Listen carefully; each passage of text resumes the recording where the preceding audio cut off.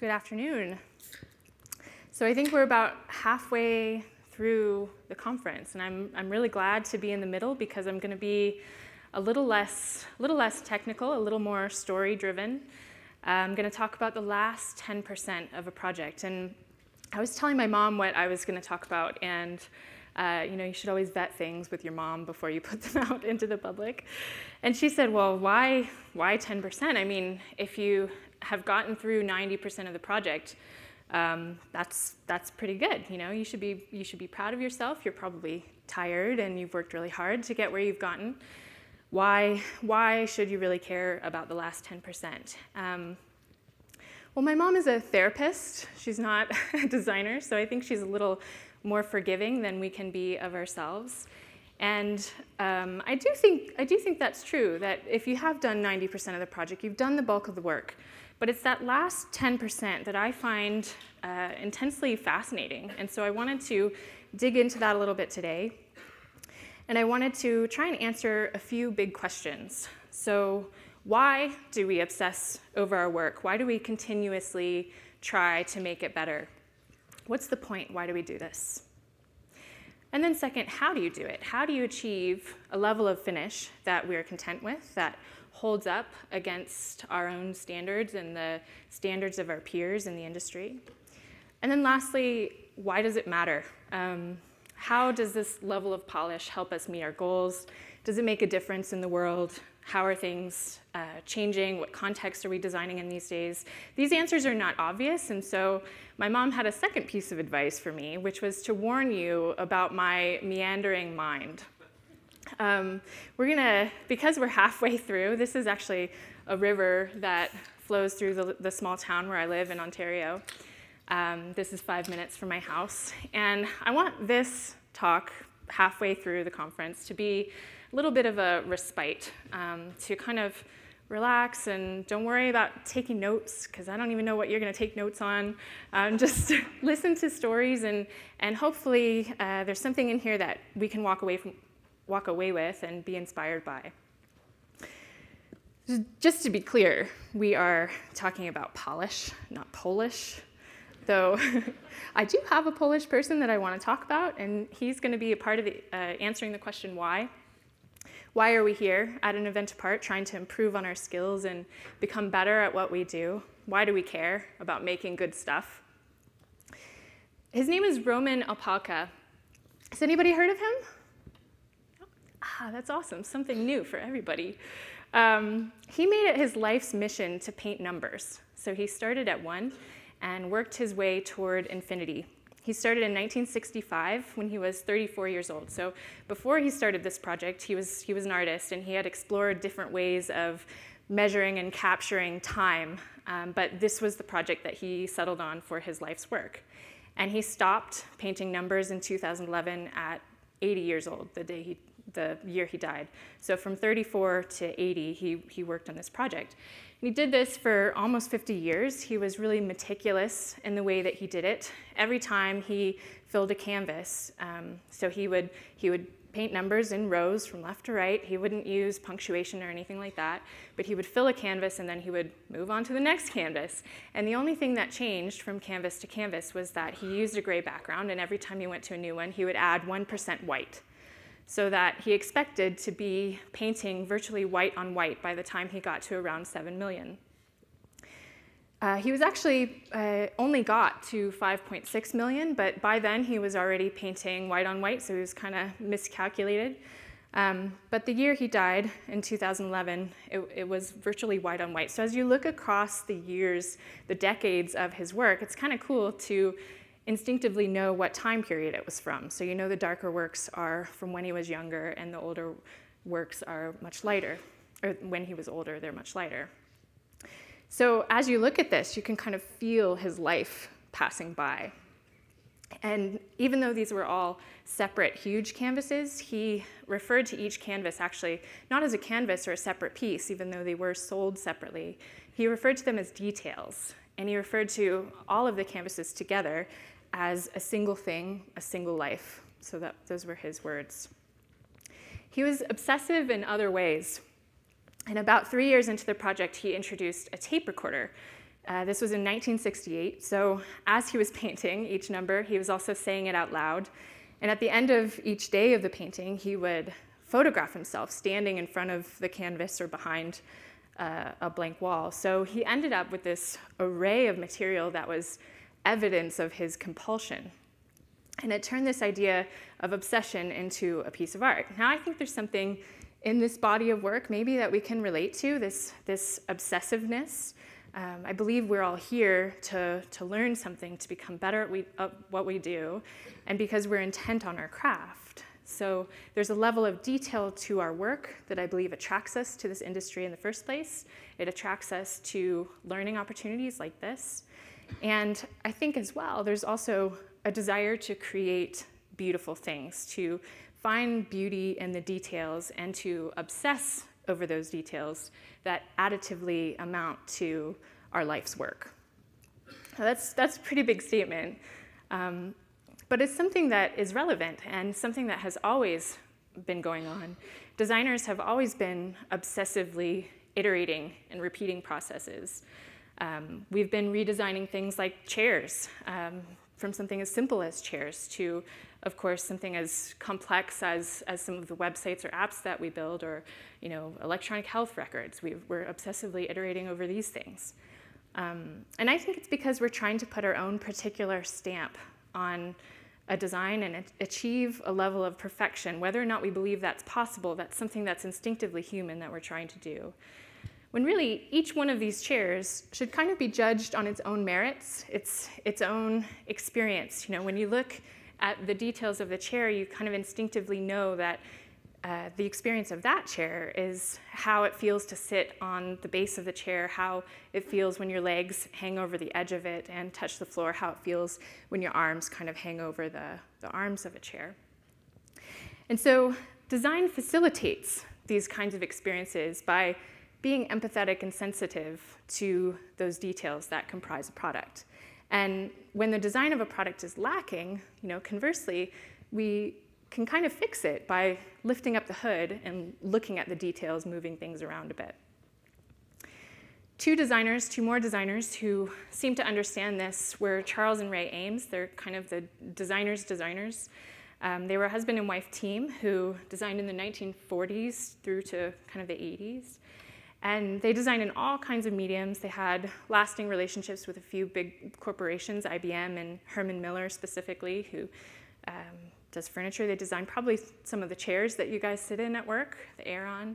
And this is perhaps their most well-known chair, mass-produced, the Eames Lounge chair, and as it is broken into its layers. Here's some of their chairs throughout history. Chairs, lots of chairs. But they never really stopped. And they never got to a point where they said to themselves, that chair is perfect. I'm going to stop. That's the best chair I've ever designed. They just kept going, and they compulsively and obsessively kept going, thinking that just around the corner there might be another solution that was better than what they already came up with. They did all kinds of things. Has anybody seen this Powers of 10? Yeah, it's kind of a formative video in design education. So if you haven't seen it, definitely look it up and watch it. It's called Powers of 10. They developed it for IBM, and it has this kind of construct where it starts really zoomed in of an aerial view of somebody at a picnic, and then it gradually zooms out until you get to the whole field, and then you get to the state and the country, and you gradually end up in space and amongst the stars.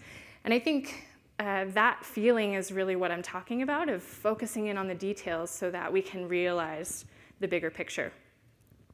This is Ray Eames. She's kind of the original cat meme generator. So they had fun with what they did, right? They made things, they designed playing cards that actually were designed to build things out of, so they facilitated this ability for other people to be makers too.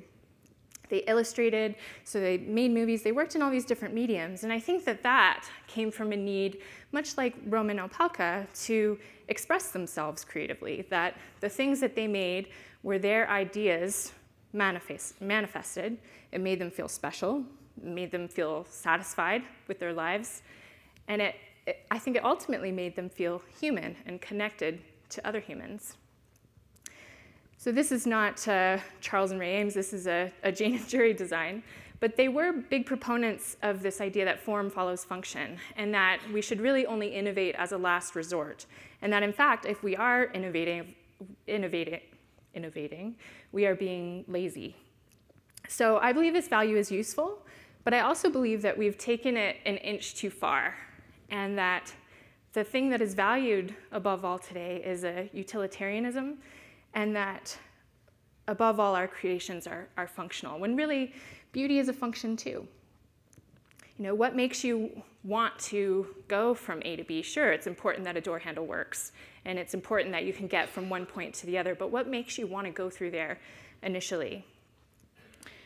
This is an app for a banking software, and the person who created this was actually defending it on Dribbble, saying, you know, people had accused him of over-designing it. And that may or may not be true, but he defended it saying, you know, this is the reason why people are going to use this in the first place. For my particular audience, this is why people are going to keep coming back. So why do we care about getting to the perfect place? Why do we look at so many different color palettes and try to pick the exact right one? Why do we, you know, on Amazon.com, why do they bother with an art-directed image and nice type in some of the places? Probably, I think they wouldn't bother if it didn't make a difference. Or why wouldn't we add it to an interface? This is for a dialysis machine to help people manage their kidney function. Why wouldn't we put a little bit of beauty into this to make it feel more human? So I'm meandering, but I just wanted to emphasize that we care about the last 10% of the project because we know that it's in the details that makes things go. We may do this in the service of others. We may put the users in the middle, but it's also okay to service ourselves as makers and to indulge in the power of creation and expression because it makes us feel more authentically human and connected to each other and the world around us. So whether it is painting numbers obsessively or not stopping until you've designed the perfect chair or, you know, adding a little bit of extra polish to your banking app, I think that's okay. I think we could actually use more of that in the world.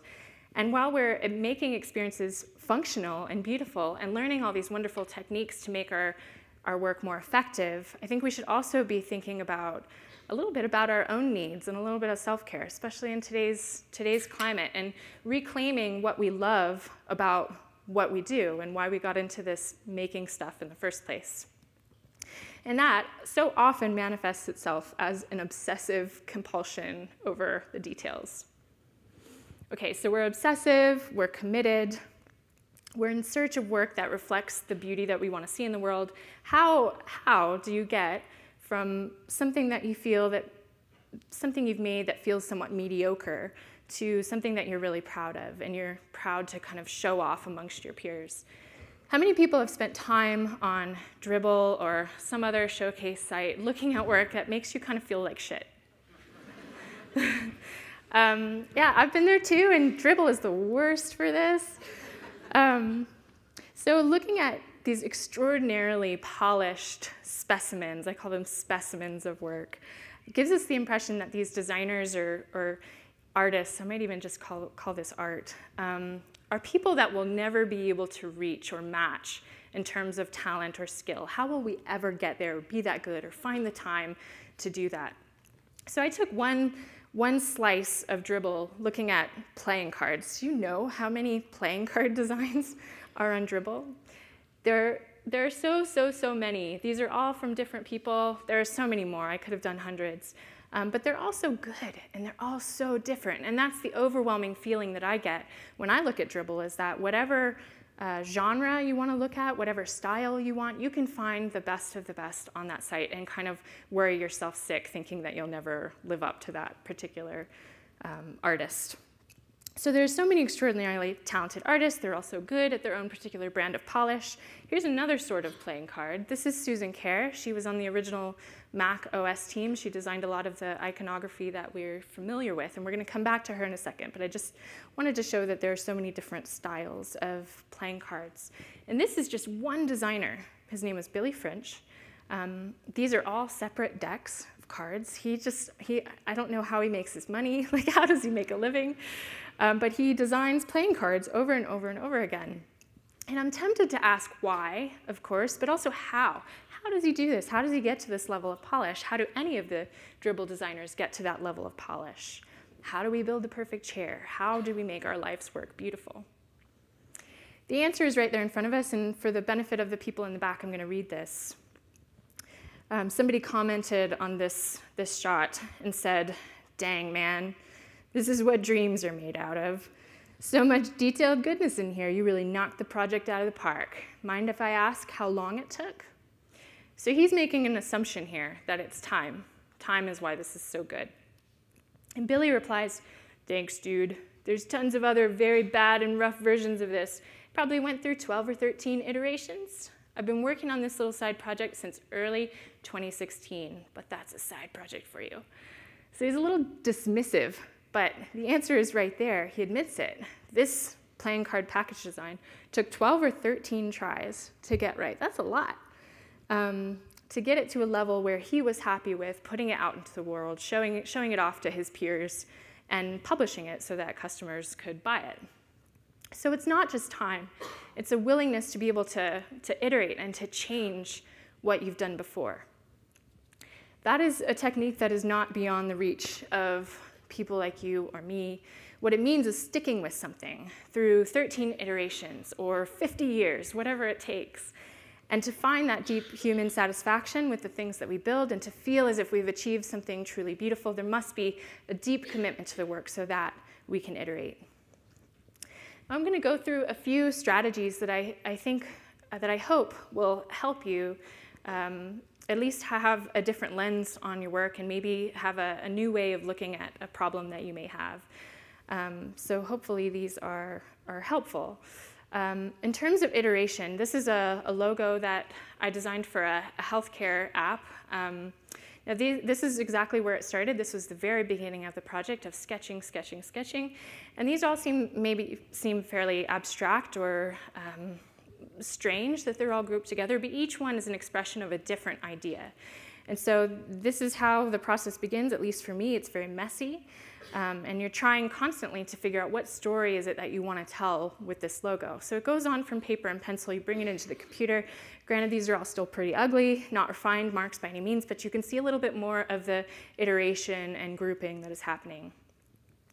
From here, it starts to naturally evolve into tighter icons and general concepts and themes that you can use in conversation with the client to talk about their mission. What is that story that they want to tell? What are their aspirations? And then, of course, narrowing it down and trimming the fat, making the hard decisions, cutting the things that you might have been excited about but that just weren't working, and killing your darlings, as they say. And then more iteration, more. See what it looks like on its side. Flip the mark on its side, move it around, stretch it, compress it, change the color, see how it feels. So this is not anything novel, but it is original. You're starting with the original idea and that thought process, and you're iterating on that to get to somewhere that is good. Because if you're just copying somebody, it's like some of the speakers have mentioned, you're not learning anything new. So if you start from the original idea in paper and pencil and then iterate on that, then you'll get to somewhere original. And then all of a sudden, we end up in a completely different place, and it's like magic. I still feel like it's like magic. I know it's work, but I still feel like it's magic. That this infinite loop just feels natural and simple and obvious, like Luke was saying, right? It's hard to get to the simple and obvious. But when we do the work of figuring out the color palette and seeing how that feels across different contexts as app icons on light and dark backgrounds. We do a few more iterations to see how the brand might be able to expand over time. We see how iconography might play with it, explore the flexibility of a system, until we end up somewhere around here with something that feels kind of final. And then we iterate one more time. And we create versions that work in black and white and work as knockouts, and we kind of cross our T's and dot our I's. So people wonder why logo designers get paid so much, and it's partly because if done properly, you go through hundreds of variations, and you really spend a lot of time on it to get somewhere that is simple and obvious and iconic. This is the portfolio site of Nick Jones. And I'm not showing the process of his work, but this spiraling feeling, which I love this portfolio, but just this spiraling feeling of getting deeper into his work feels a lot like the process of iterating to me. It has a poetry to it that makes me feel like I'm falling into the golden ratio of his work, and I'm spiraling into it. And I really think that that's what compulsion feels like getting lost, finding the flow, and not necessarily knowing what the next iteration is going to look like, but keeping on with it until it feels natural and right. So we're going to go back to Susan Kare here. She was that designer on the original macOS team who designed these icons that you're probably familiar with. And now we're going to take a look at just one of them, the one on the far right, that command icon. So this is an iteration of that icon that is decades apart and totally dependent on the capabilities of the machine that was rendering it. But I want to talk about a different kind of iteration here. So it's no secret, the origin story of this. She was working on the keyboard with the team, and they had a need for extra functionality on the keyboard. So they needed a key that you could press to access more functions. And so they had the Apple icon on the key. And if you had an early Mac, you would remember that. There was a Mac as well as, or an Apple icon as well as this icon. And eventually they moved away from that. But Steve Jobs apparently came into the room and said, you are abusing the Apple logo. You cannot use the Apple icon for this. So you need to find something different. And so she hauled out her massive book of icons and symbols and flipped through them until she found something that felt like it could work. And this was a symbol that was used in Sweden and across Scandinavia to denote an area of special interest. So whether that was a campground or something, it was on road signs everywhere. And so she literally stole it. But she gives credit to it, and I think that's okay because she's applied it in a totally different context. And because she's put it into the medium of the computer, she's given it new meaning. And I think that's a different kind of iteration that's totally legit. That you can take something and be inspired by something, but add your own spin to it, give credit, and that's another way of finding a different way of looking at something. So of course, iterating isn't easy, and developing a strong and capable sense of self-criticism is crucial for design. My first article that I ever wrote for a list of my first and only article actually, was about criticism, and I stand by it, that the idea of critique is one of the most crucial tools that you can have in your toolbox as a designer or anyone who's doing design. And so these are some of the questions that you can ask about your work as you're looking to iterate and finding where to take your work next. The next principle I want to talk about is balance. Of course, balance is important in art and composition, but that's not the kind of balance that I want to talk about. There's a theoretical aspect to this as well. The balance that I want to encourage today is between yourself and your user, between utilitarianism and self-satisfaction, that your own sense of play and expression as a maker must be balanced with the function of what you're building as well. Raymond Loewy was another central figure in the history of design and marketing, and probably has a big influence on our work, whether or not you know him or not. He's known as the father of industrial design. He designed Studebaker cars and trains, lots of logos, refrigerator. He's actually known for developing the Coke bottle, but he didn't actually design it. He collaborated with the team that designed that, but he gets credit for it anyway, which is just how wide his impact is. Anyway, I think what he did was ultimately contribute to how we view design in a commercial world, and ultimately increase the design literacy of the general public. He was relentless. He wrote books, he gave talks, and even after his death, if you look at his estate and how that's managed now, they have a Twitter feed, they've got a website. It's managed in such a way that makes you think his character and he even lives on. He had a principle called the Maya principle, the most advanced yet acceptable, which talks about a balance between innovative ideas that truly challenge people's level of comfort and what they're actually willing to accept. So we see this in products all the time. But I think the key here is that the tolerance, people's tolerance, it changes over time. So he's broken this down into cars and automobiles, phones, furniture, even the way that we dress.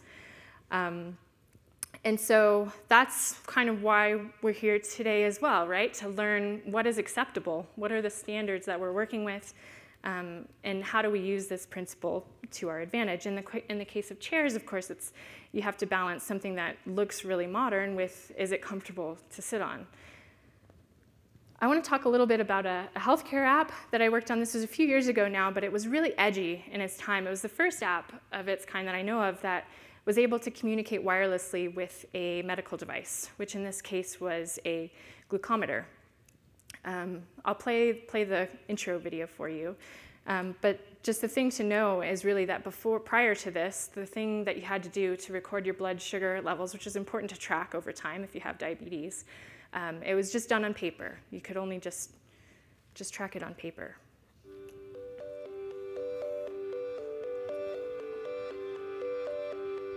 So this is a few years old now. It's not as edgy as it was at the time.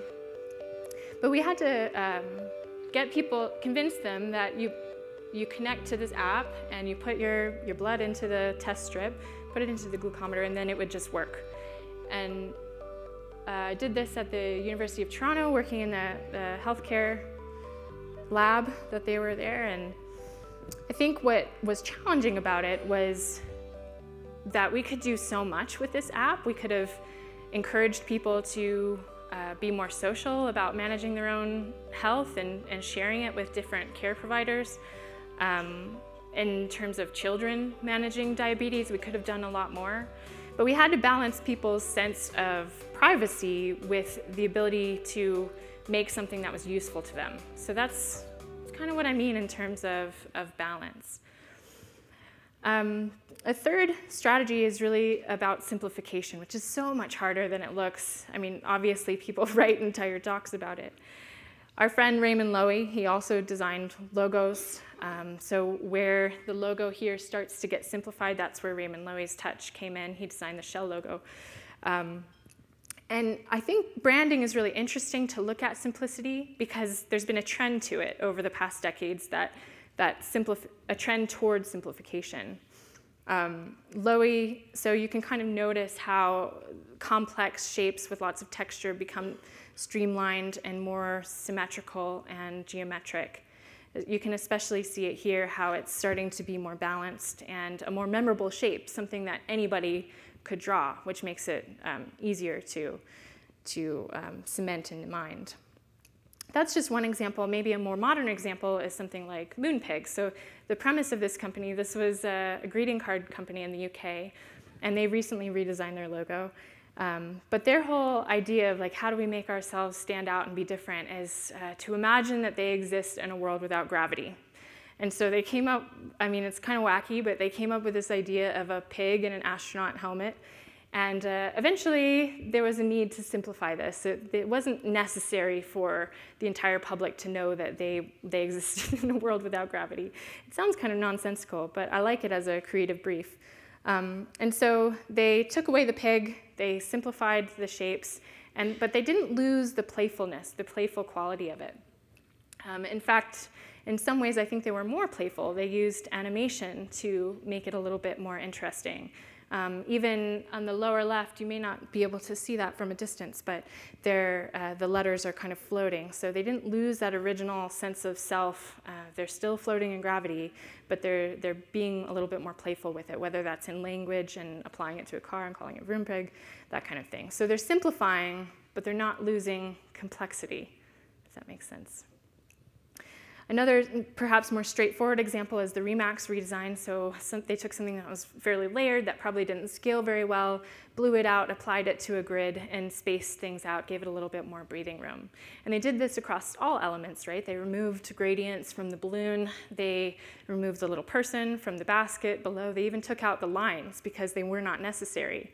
And I know why as well. It doesn't scale very well, but they made it a lot simpler just by clarifying the brand. And so you can see, even at a small scale, how that still works. Website's not really anything to speak of. Another kind of simplification is to do not just aesthetic, but meaning. This is for the Dutch football club for the women's team. And so Wieden and Kennedy worked with Nike to do this rebrand. And what they essentially came to was that their mascot was a lion, but it was a male lion. It had a huge mane, and so why did that really make sense for the women's football club? So they took away the mane and then launched it as a whole new campaign. And so I think that as a brand whole, from photography to noting the expression and lighting, they could kind of see a whole new brand just by taking away that mane, which is really kind of a simple change. But I like looking at how they did it across products because it's simple, but it doesn't mean that they weren't focused on details, how a spot gloss can make something stand out even though it's all the same color, or using different textures on the actual clothing and uniforms. The same could be said of Kodak, of a trend towards simplification, except in one different way, which is that I don't know if I've got my dates exactly right, but somewhere around 2011, I think they filed for bankruptcy. So when you look at the history of Kodak and how they were just a megalithic brand and so impactful in the area of photography, and you look at their brand as it progressed, so after 1907, which is that first black and white logo, monochrome logo, they introduced the yellow and red. And then they didn't lose that ever. But they experimented with the different shapes that the Kodak logo was sitting within. And then by the 70s, by 1970s, they had this viewfinder concept, which was really, I think, when Kodak became iconic. And so they experimented a little bit with type. So from 71 to 87, they moved from a serif type to a sans serif. And then in 2006, they decided to really simplify. And they lost the viewfinder shape, and they just went to a straight type. Well, now they've gone, they lost the viewfinder, they went to the type, and now in 2016, they've gone back to the viewfinder. And so they're simplifying in terms of going back to their heritage. And they're pulling from something that was really iconic, that a place when their brand felt really good and successful, and they're trying to bring that and inject it back into it. And then, they're letting that stand alone across packaging. They're making that the focus of their products, which is really kind of cool. So another thing that's happening here is meaningful simplification, and then so designers are stripping these brands to their most elemental forms, and then they're blowing it out and applying it across mediums. So this is a strategy that you can use in your products too. So when you're designing from scratch, or whether you're iterating on something, see if you can get it down to its most elemental forms before you start worrying about applying it across the different contexts, whether on website, in your app, on branding materials, or whatever. This is a really simple logo form for housing.com. It's kind of boring, kind of bland, except for maybe the color, it kind of pops. But except for that, it could be anything. It's an up carrot. But if you look at the way that they've applied it, so I'm going to show you a video of how they've applied it, and it's really pretty amazing. You'll have to bear with the beginning. They go through a little bit of their process.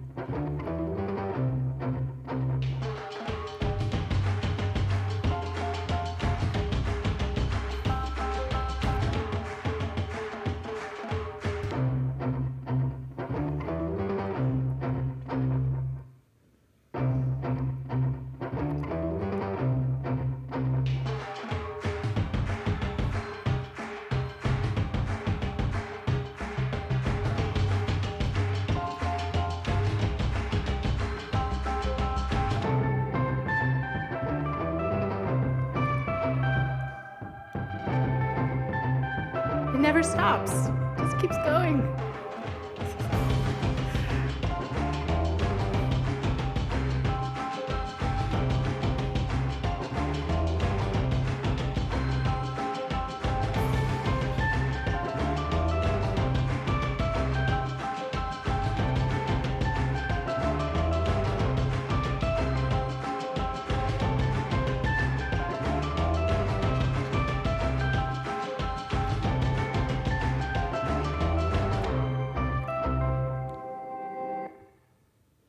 Crazy, right? Crazy. So I think it's a good example, though, of something that looks extremely mediocre, and then adding the polish, adding the finesse, and applying it across so many different mediums to really make it come to life.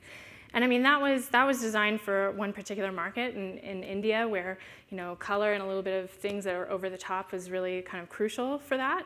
But it was a meaningful campaign as well. They paired it with this language, look up, that made people realize it was the apex of a building. It was just really, really well done. And I imagine the process of that logo, because I've been there, of convincing your client, okay, we're going to just use a carrot for your logo. It's going to be awesome. But you have to develop that trust, because the real application, what really is going to make it sing, is applying it across all those different contexts. And sometimes it's better, of course, to do those things in parallel, especially if you don't have that relationship already. Another branding project was done by Pentagram, who's one of the most foremost agencies, really branding agencies at least, in the world today, I think. So they did a redesign of Saks Fifth Avenue, and it's another example of stripping it down to its most elemental form. This is the logo they've had forever, but what they did is box in. And they didn't really change anything, but they applied a grid to it, and then it was like they shook the box and came up with this little pattern, this set of patterns that they could then apply across products. And then, so it's another example of taking a really simple approach, doing something that's really straightforward, but then applying it in order to give it meaning. Another good example of that is the MIT Media Lab, also done by Pentagram. They basically, again, took a cube and made a monogram of initials, so you can kind of see an ML in there.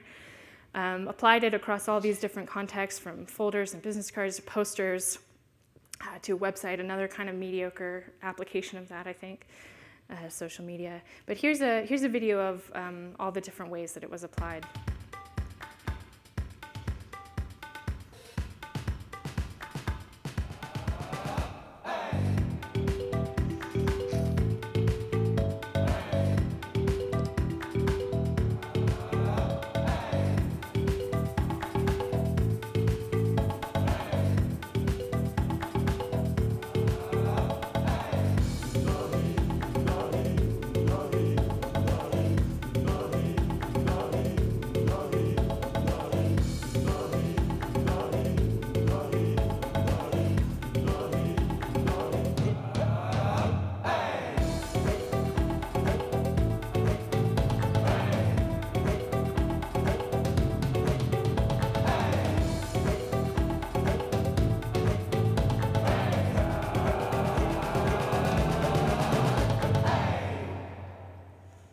Is anybody else feeling overwhelmed?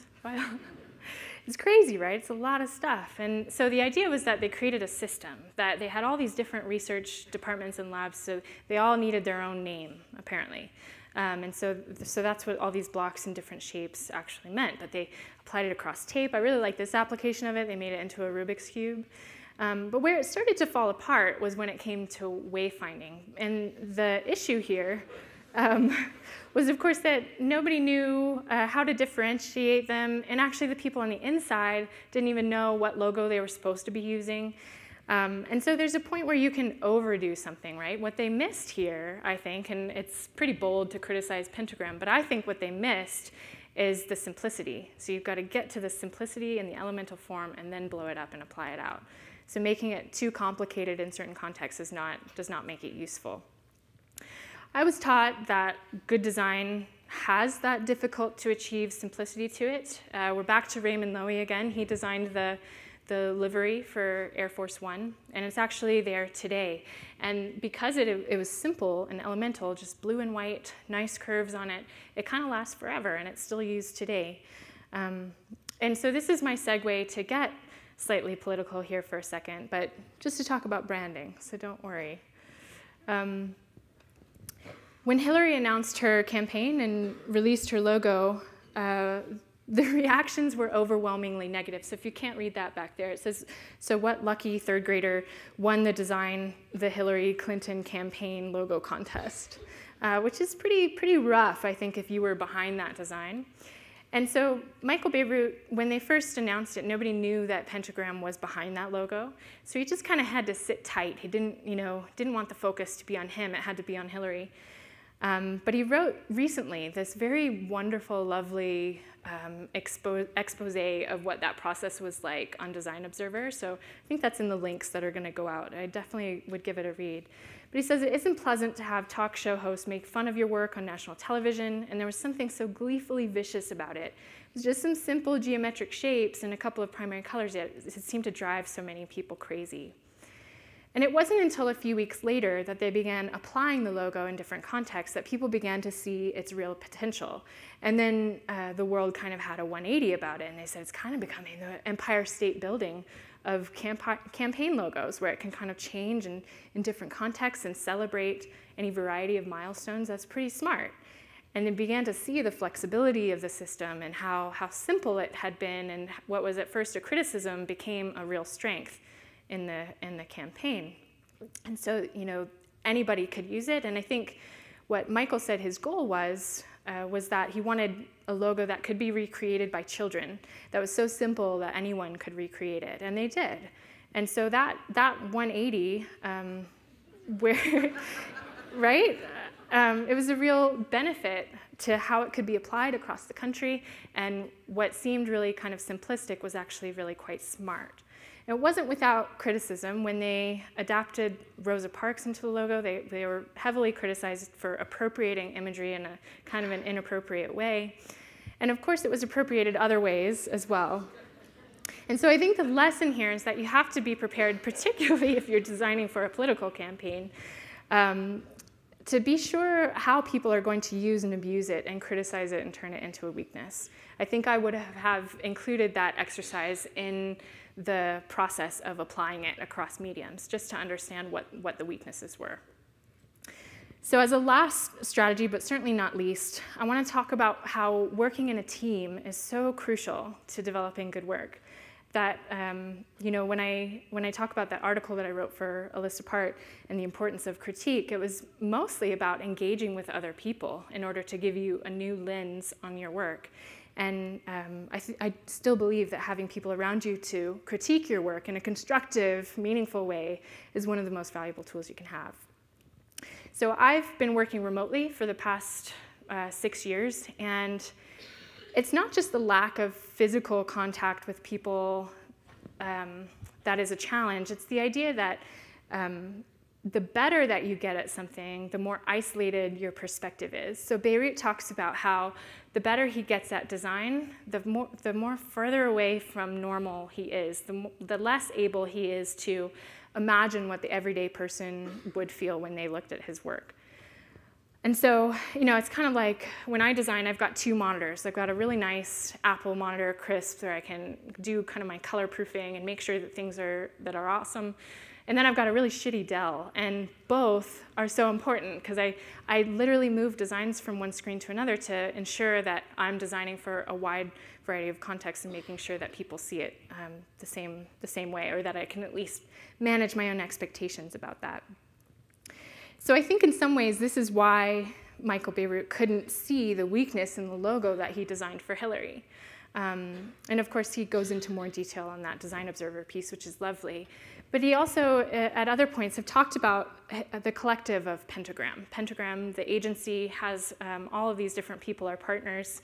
And it's a team of peers. It's not a team of user testers. It's a team of people who speak the same language, who are at the same point, who can sort of challenge him to do his best work. When I describe to clients the potential for the work that we can do, I almost always ask them what their budget is, because really the sky's the limit. They don't always give it to me, but I do ask, because I describe it like building a website or building a brand is like building a house. And you've got all these different skills that can contribute to building one thing.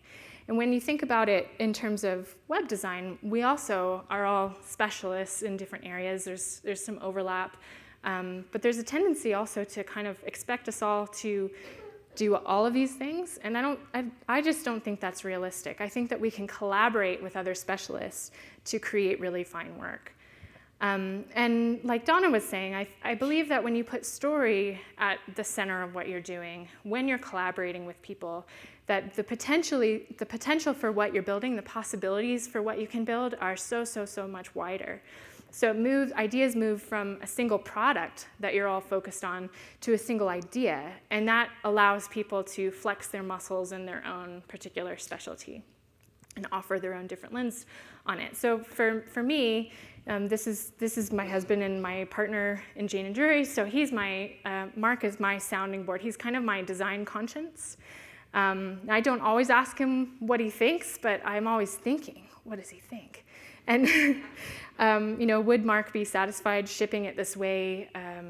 How would he think of it? He's a photographer and videographer, so how would he approach this problem? Is there some way that I can kind of adopt his mindset in order to come at my problem from a different angle? Whereas I am more word-based and illustration-based, UI-based, and so he would similarly adopt my perspective. So I'm not saying that you need to have a co-founder or a partner that understands your language, but to find somebody. It can be even on your internal team in-house. It doesn't have to be somebody that is totally at your skill level, but somebody whose vision you trust, whose advice you trust, and who can challenge your own standard and sense of perfection.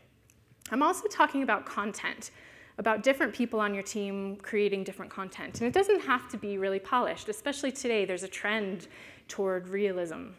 And Getty Images calls this unfiltered, new naivety. These are the trends toward photography. This is what's selling on Getty Images. And it's very basic. It doesn't have to be working with professional photographers or professional illustrators. But when you work with other people, you're introducing a new perspective. You're making your work more well-rounded. And that will make it that much more interesting. So we have a blog, for instance, that it's all stories and photography. And if I didn't work with Mark, I wouldn't have that extra element. If he didn't have me adding the words and the stories to it, it would fall down. It wouldn't be what it was.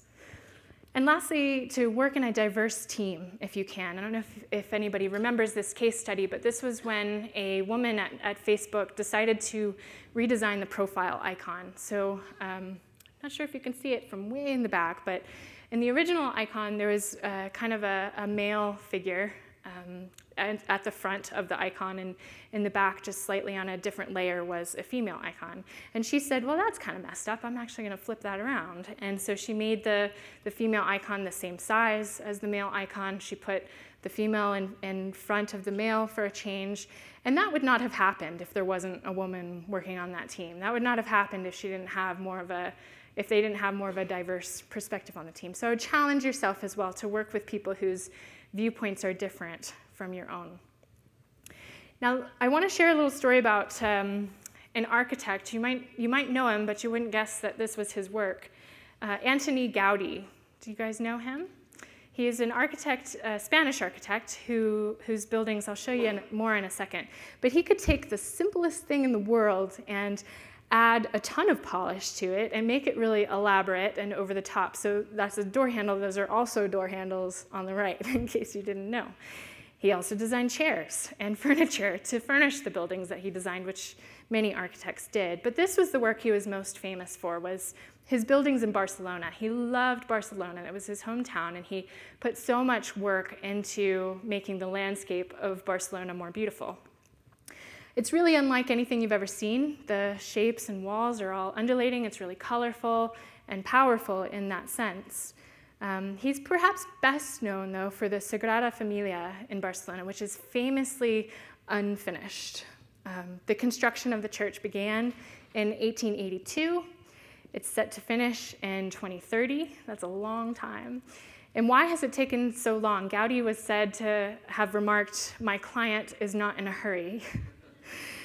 So when he died, when he was 73, in 1926, the project was actually only a little less than a quarter done. He was hit by a tram, which is kind of a sad ending to that story. But when you look at the Sagrada Familia today, you can't take a picture of it without also getting in the cranes and the scaffolding. It's that unfinished. Inside is gorgeous. It's absolutely stunning. There's beams of concrete that kind of looks like a concrete forest of trees. Here's a little bit of the historical photos. When it was first being built, it was in a field. There was really nothing around it. But actually in that right-hand photo, you can see cows wandering in front of it, which you would not see in Barcelona today. So you can see how the landscape of a city kind of changed around it and changed the meaning of the building. And just another historical photo, but it's become kind of anachronistic in the middle of Barcelona. In the 1930s, this was the best photo I could find. I need to kind of go to a museum there and get a better photo. But there were fires set to the Sagrada Familia as part of the Spanish Civil War. Anarchists had set fire to it and actually burned up a lot of Gaudi's studio. And this was a problem because Gaudi was not like other architects in that he didn't work from traditional blueprints or drawings. He worked from 3D models. And so those were harder to capture, and a lot of his work and vision for the Sagrada Familia had burned down during that fire. This was one of the surviving models, so you can see how intricate they were. I think like a lot of Gothic architects at the time, they used this method of weighted strings. And so they would design a building upside down to see how the building structure could support itself. And then they'd use mirrors or photography to flip it upside down to see how it might look, which just shows you just how complicated his vision was. But he liked to work with 3D models because he felt it was a more natural way of moving things around and iterating and evolving, and he was sort of obsessive in that way. So this is a rendering of what it will take to complete the architecture, which could perhaps be done by 2026, 100 years after his death, or maybe 2030, maybe 2040. Nobody really believes that it's going to be done by 2026. And I think the fact is that it's not the same as if Gaudi had finished it himself.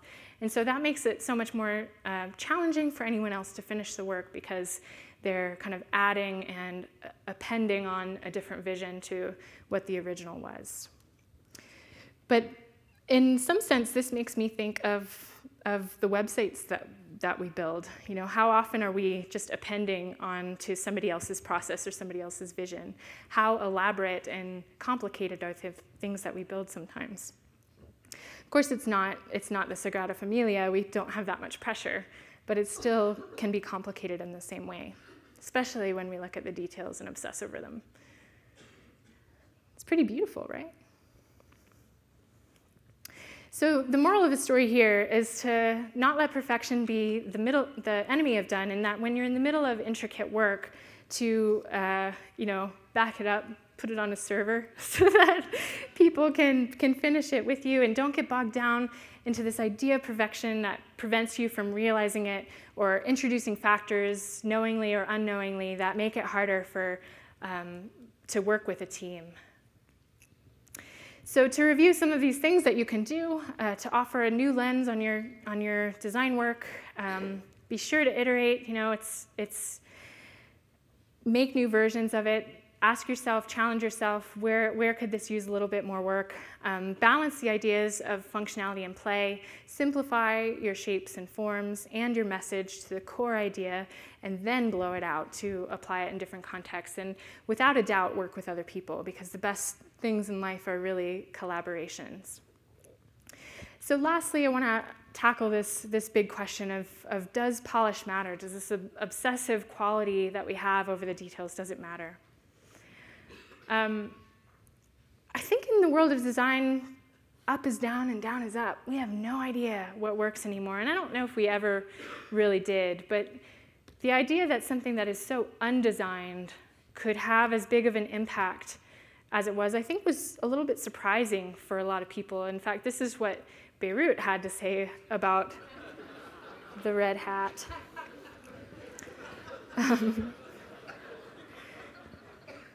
So I do believe that, particularly when designing for the masses, that success is hard to predict. And of course, that's why user testing is so important. But it's also not the only part of the story. Michael Beirut believes that we're in an era where design can be powerful, but it also has to be self-aware, and it has to understand its role in determining the meaning of the things that it's applied to. Maybe an example of this is that Mozilla does a fundraising campaign every year. It's for the nonprofit parts of the things that it does. And it's a lot like Wikipedia in terms of that campaign. It's for a short amount of time, and it's on a smaller scale. But this is more or less the design that happens every year. Even on Wikipedia, you probably recognize it. There's a highlight or an underline or something. It's kind of a lengthy plea. It's ugly. It's not neat. It feels kind of desperate. That works in fundraising. There's a reason why it's done that way. And Wikipedia, Mozilla, they test the shit out of these designs, and they make sure that this is the best A/B possibility, right? So this has its place in the world. There's a reason why design singularity is happening. There's a reason why websites tend to look the same. They're easier to produce. They work, kind of. But it's not particularly inspiring, and I don't think it's the full scope of what we should be doing as makers. It's a means to an end, not without purpose, but it's not entirely satisfying or reaffirming of our humanity. Now this is a beautiful mock-up of potatoes. It's nuanced, it's detailed, it tells you all about what's inside the potato. The copy supports the imagery, there's textures and blurs, the photography is well done, it's well lit. But this is not inspiring. I mean, maybe this designer is genuinely obsessed with potatoes, but it's more a funny thing than a meaningful thing, right? And so I believe that the impact can be much larger if you design for meaning. This thing drives me crazy. On the flip side, this piece is remarkably sparse. There's not a lot of detail to this. You could even maybe argue that it was unfinished. But the artistry here is knowing when to stop, when not to over-design it, when not to add a bunch of details so that the message and the stark black and whiteness of it, the either-or-ness of it, could be bold, and the meaning could have its impact through that. This is the first poop icon I've ever included in a talk. But Kelly Thompson's an illustrator in Australia, and she's done an amazing amount of work. I should have included some of it, but I liked what she said, that it's okay to stop polishing something that isn't working. It's okay to pull in other experts. What I like about this is the permissive quality of it. It's okay to kind of find your own way. It's okay to pull in other experts. It's okay to care about your craft. It's okay. Don't beat yourself up for the things that we put pressure on ourselves to be perfect at and to do impeccably. So, not only just find the spots where you can add the visual interest and perfect your craft, but also have fun with it, right? I think I would be remiss not to mention AI-driven design. Can polish be automated? TheGrid.io is one of the first, I think, people to really promise the world. I'll show their intro video here. Your website is your own corner of the internet, a place to call home. There are plenty of ways to get a website. Wouldn't it be better if websites just made themselves? Now they do. It's called The Grid. Just tell The Grid what you want, and it uses artificial intelligence to build a tailor-made home for your content. Content is power. Power your content on The Grid. So we know there's an absurdity to this statement right now that websites build themselves. And he's talking about content. Maybe the structure can support the content, but who's going to make that content? I don't see it as different from the templatization of designs. We talked a little bit about this on the panel last night, the singularity of design trends and websites all looking the same. Where we will always be needed as web people is understanding how content influences the design and helps us solve bespoke problems. We will always be needed to make something feel a little bit more human, and we do that through the details. This is a chair that has been generated or designed by a machine, by Autodesk. But the thing is, it comes up with so many different variations of the chair, but it doesn't know what's good. It can kind of make adjustments to the back or the seat or the arms, but it needs an actual human to stop the program and say, that's interesting, that's the one that I want to pursue. And so making beautiful, polished work is an opportunity to express not only the machine quality of what we do, like you see here, but the human quality. And I think that's so, so, so important. And that's the reason why I've brought in all these humans into the talk and meandering through their lives. It's why I'm drawn to them outside of the context of web design. They weren't comparing themselves to other people. They all had a unique lens to offer to the world. They had a desire to share that perspective through their craft. And so while I hope you've gotten a few strategies that maybe you can use to improve your work, what I really hope you walk away with is an urge to be your most genuine self, because that's, I think, how the web is going to be, continue to be the most interesting place in the world. And that's it.